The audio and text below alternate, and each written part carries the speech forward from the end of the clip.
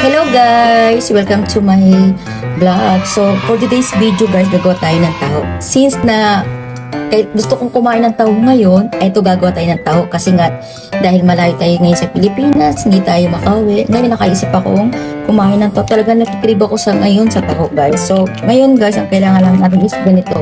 Ito is tofu. Any tofu guys, pwede natin gamitin. Since ito yung gusto ko kasi ito is malambot. And then, itong tapioca. Ayan. Itong tapioca na to, guys. Kung wala naman kayong ganito, kahit anong sago yung ilagay nyo. Basta yung, kayo kung nasa inyo, kung anong gusto yung sago ilalagay nyo. Sa akin kasi ito yung pinabili ko sa asawa ko. So, nakabukas na siya. Kasi gumawa na yung asawa ko ng sarili niyang inumin. Or sa akin kasi taong yung gagawin ko ngayon. Then, ito guys, itong mitsu na to, ayan, ito nabibili din to sa supermarket dito sa Japan. So, kung wala naman kayong ganito, bali ito guys is yung matamis siya na asukal, ganun. So, kung wala naman kayong ganito, gawin nyo na lang is, gumawa na lang kayo ng asukal, tunawin nyo, and then yun ang ilagay yung pinaka matamis dito sa taong gagawin nyo. So, ayun guys, ito lang yung mga kailangan natin. Since meron na akong itong tofu, ito yung ilalagay ko dito sa baso at papainitin ko lang siya ng mga 1 minute sa oven, and then papakita ko sa inyo mamaya kung paano yung pagpainit ko nito. Sara, gawa na tayo.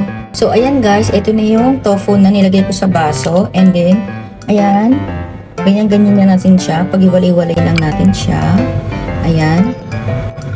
Okay, and then nalagay ko na siya ngayon sa oven, papainitin ko na siya guys. So ayan, painitin na natin siya. Then guys, nasa loob na siya ng oven, and then 1 minute. So balikan natin siya pagtapos. Ayan guys, mapapainit lang tayo ng tubig, and ilalagay lang natin yan yung sago or yung tapioca, and then mga 4 minutes guys natin siyang papakuluan. So mamaya ipapakita ko na lang sa inyo. So mamaya babalik tayo.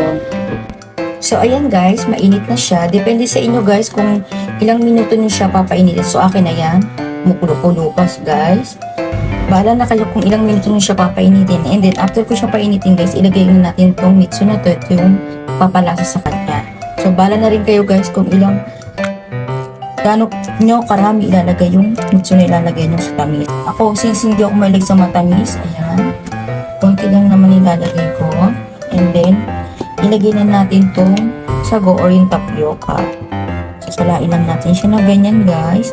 And then lagyan natin yung tapioca dito. Ayan.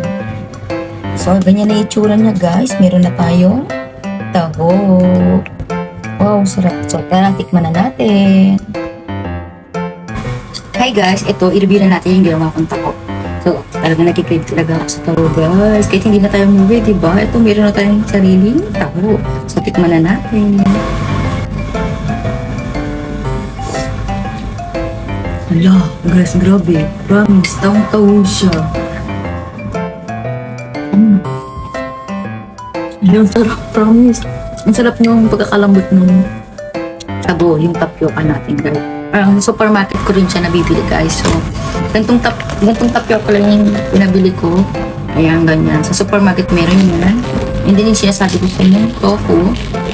At saka itong matamis. Pag wala na ito guys, gumawa na lang kayo ng asukal. At yun yung gawin yung matamis. So, ayan guys. Talagang sarap guys. Lang, parang tawag talaga. Promise. Sarap. Try nyo na ito guys. Promise. Hindi mabibigo. Actually, na araw-araw ko na nga ito.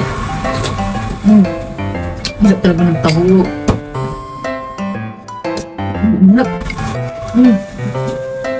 Try nyo na yung taho guys. Sarap yan.